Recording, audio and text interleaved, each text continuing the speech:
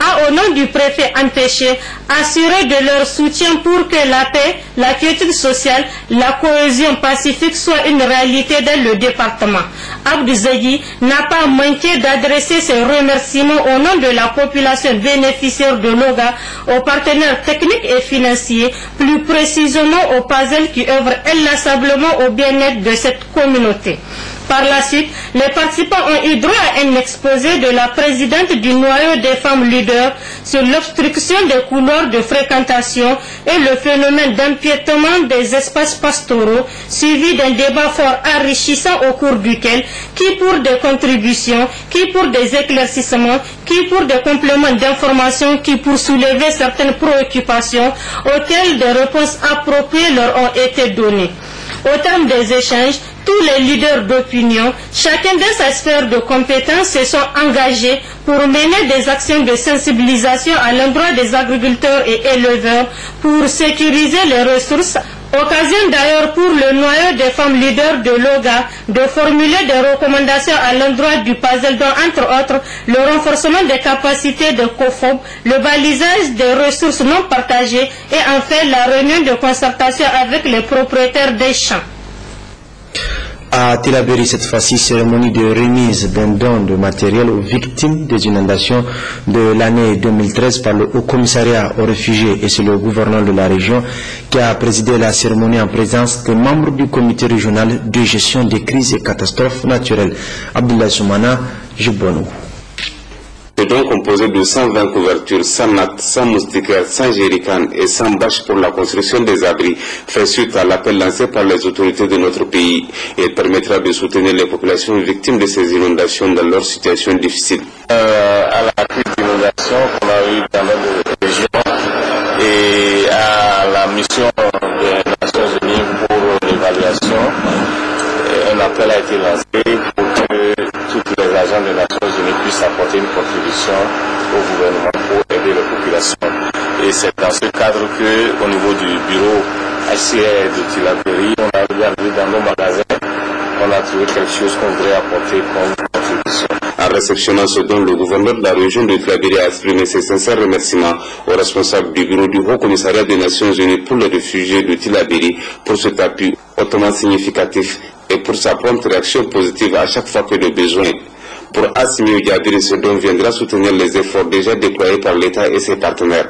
Le HCR accompagne le Niger chaque fois que nous sommes dans les besoins. C'est le cas surtout des réfugiés que nous avons sur plusieurs sites, notamment à Yoru, Mangaïs et Abala Filengue. Ils sont soutenus depuis déjà une année et demie et nous vous remercions pour tous ces efforts. C'est vrai, ces produits non alimentaires vont probablement aider les populations dans la nécessité et surtout à cette veille de la rentrée, nous pouvons reloger quelques-uns qui sont dans les classes pour libérer les classes. Et nous allons donner l'assurance qu'il y aura un bon usage de ce matériel. C'est même pour moi l'occasion de lancer un appel aux autres partenaires pour des produits alimentaires comme non alimentaires pour assister ces nombreuses populations qui sont en difficulté. Le gouverneur de la région de Tillabéri a rassuré les donateurs que ce don ira directement aux légitimes bénéficiaires avant d'inviter les autres partenaires à emboîter le pas au Haut Commissariat des Nations Unies pour les réfugiés. Dans l'ADER, après le lancement national le 28 février dernier à Maradi des activités du groupe de travail ad hoc sur l'assainissement des banques céréalières implantées au Niger, sur autour de la région de Tawa, d'abriter un atelier d'information et de sensibilisation des acteurs irrelatifs. Asmati Jani, Yazirabiou. À l'initiative du groupe de travail ad hoc sur l'assainissement des banques céréalières, cet atelier régional vise à informer et à sensibiliser les acteurs sur l'assainissement des banques céréalières implantées au Niger. Ces banques constituent un élément essentiel dans le système de sécurité alimentaire de notre pays et au-delà un pion majeur de l'initiative 3N, les Nigériens nourrissent les Nigériens de son Excellence Issoufou Mahamadou, président de la République, chef de l'État. Pour cela, Il s'avère nécessaire de mieux outiller les acteurs des banques céréalières sur les modalités pratiques de leur assainissement en vue d'améliorer leur rôle dans la sécurité alimentaire du pays. Le conseiller spécial du Premier ministre Goni Boulama a dans son intervention rappelé la date d'installation du groupe de travail ad hoc, son rôle et l'objectif de cette rencontre. Officiellement installé le 15 mars 2012, le groupe de travail ad hoc a pour mission, comme l'indique son libellé, de faire l'état des lieux des banques céréalières existantes, d'en évaluer les performances, de proposer des mesures de bonification pour les meilleurs, d'assainissement pour celles qui sont en difficulté de gestion et de traitement à réserver à celles qui, pour diverses raisons, sont en faillite. Les activités de ce groupe de travail ont été solennellement lancées au cours d'un atelier national et régional tenu le 28 février 2013 à Maradi. En lançant officiellement les travaux, le gouverneur de la région de Tawa a félicité le cabinet du Premier ministre pour la mise en place de ce groupe de travail avant d'inviter toutes les parties prenantes à mettre la main à la pâte pour que ce projet d'assainissement soit une réalité. L'assainissement des banques céréalières requiert beaucoup de moyens humains et financiers.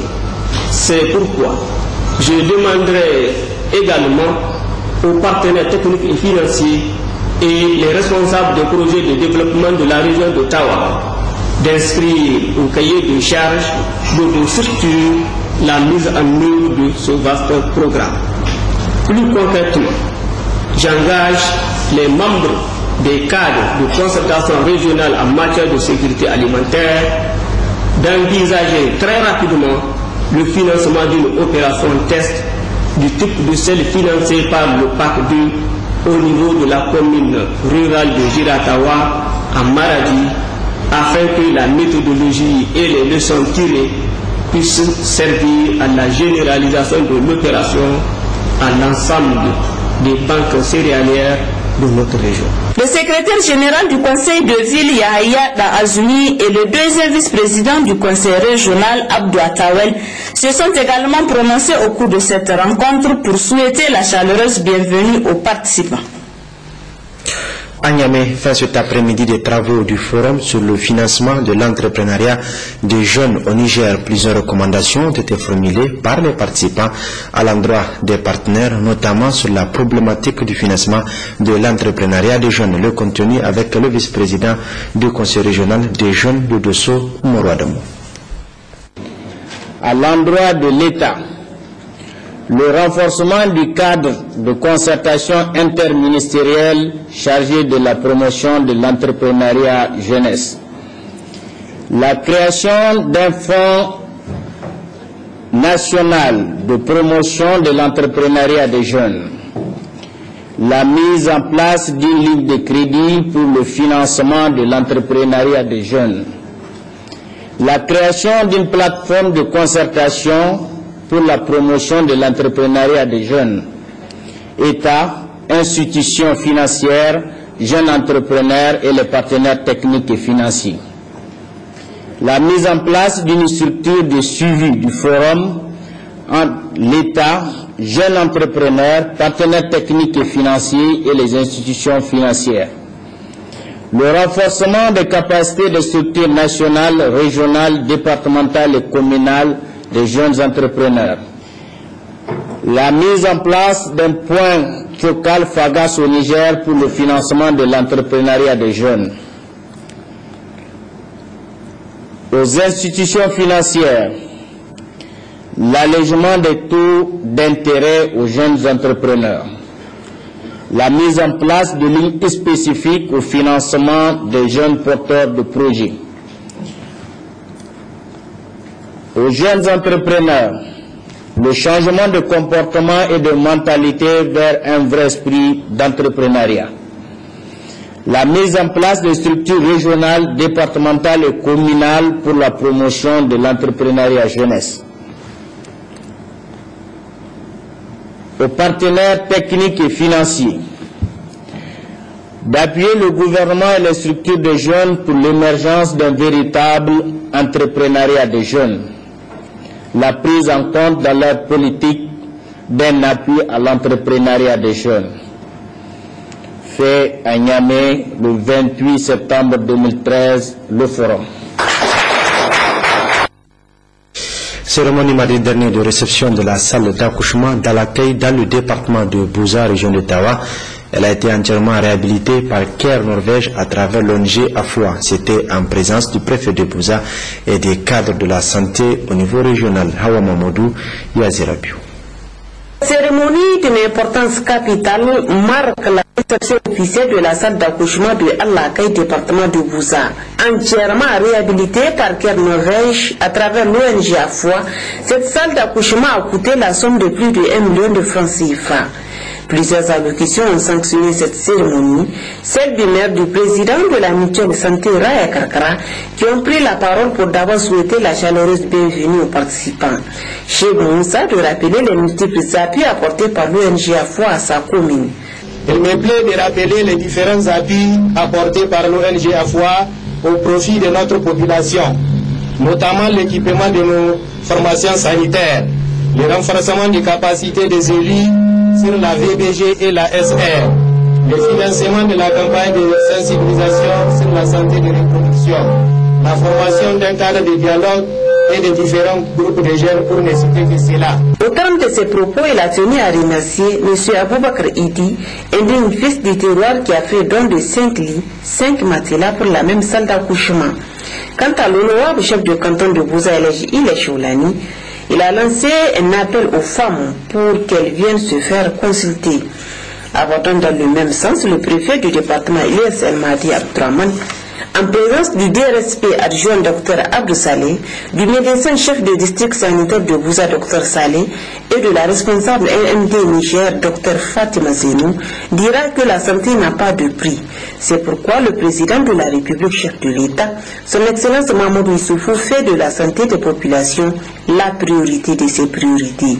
Aussi, il a rappelé l'importance des consultations pré- et postnatales avant de transmettre ses sincères remerciements à l'ONG Care Norvège. Dosso a abrité les activités entrant dans le cadre de la célébration de la journée internationale de lutte contre la rage. Le lancement de la cérémonie s'est fait en présence du directeur du cabinet du ministre de l'élevage, Salamata Adamou Habibou Garba. La célébration de cette journée internationale de lutte contre la rage à Dosso a vu une mobilisation effective des cadres régionaux et une participation massive de la population. À cet effet, plusieurs allocutions ont été prononcées, dont tout d'abord celle des bienvenus primaires de la commune urbaine de Dosso, ensuite celle du gouverneur de la région, pour se réjouir du choix porté sur Dosso pour abriter la présente cérémonie avant de mentionner son importance. Puis, intervient le directeur des cabinets du ministre de l'élevage pour le lancement des activités en dans le cadre de la célébration de cette journée mondiale de lutte contre la rage qui a sa 7e édition. La rage apparaît de nos jours comme une zoonose quasiment disparue. Et pourtant, beaucoup de personnes, et surtout de jeunes enfants, continuent encore d'être les victimes à travers de nombreux pays de notre continent. En effet, il s'agit d'une maladie négligée, touchant des populations pauvres et vulnérables dont les décès sont rarement notifiés. Elle survient principalement dans les communautés rurales reculées où des mesures de prévention et de transmission à l'homme ne sont pas mises en œuvre. Mesdames et messieurs, à titre illustratif, la rage touche plus de 150 pays et territoires dans le monde. Elle tue chaque année plus de 55 000 personnes dans le monde, dont plus de 95% se trouvent en Afrique et en Asie. 60 à 70% des cas humains concernent des enfants de 5 à 15 ans. On estime que 100 enfants meurent chaque année de la rage. La majorité des cas de rage humaine, plus de 99%, est due à des morceaux de chiens domestiques infectés. Une fois que les symptômes de rage se déclarent chez une personne, la maladie est fatale dans presque tous les cas. Cependant, le nettoyage de la plaie et la vaccination, pratiqués dans les quelques heures suivant des contacts avec un animal suspect, permettent de prévenir l'apparition de la rage et de décès chez l'homme. Cette action rentre dans le cadre de la mise en œuvre d'une des recommandations de l'Organisation mondiale de la santé animale, contenue dans le rapport sur l'analyse des écarts PVS des services vétérinaires du Niger. La prophylaxie actuelle, subissant la péripneumonie contagieuse bovine, la peste des petits ruminants, et la peste rougeole cameroun doit être élargie à la rage. Cette action sera suivie par l'élaboration d'un programme de lutte contre la rage pour que cette maladie ne soit plus d'infectée dans notre pays. Juste après son allocution, le docteur des cabinets du ministre de l'élevage a procédé à la remise d'un lot de vaccins humains contre la rage au gouverneur de la région de Dosso pour être mis à la disposition de la direction régionale de la santé publique avant de lancer officiellement la vaccination des animaux qui se fera gratuitement. Toujours au chapitre des activités de cette journée, une conférence débat a été animée sur les manifestations de la rage, les principales espèces porteuses, les modes de transmission et surtout les conduites à tenir pour éviter la transmission. Au menu des animations, le groupe Chechao a produit un sketch sur les manifestations et la transmission de la rage et le groupe Soga a présenté un champ de sensibilisation sur la rage.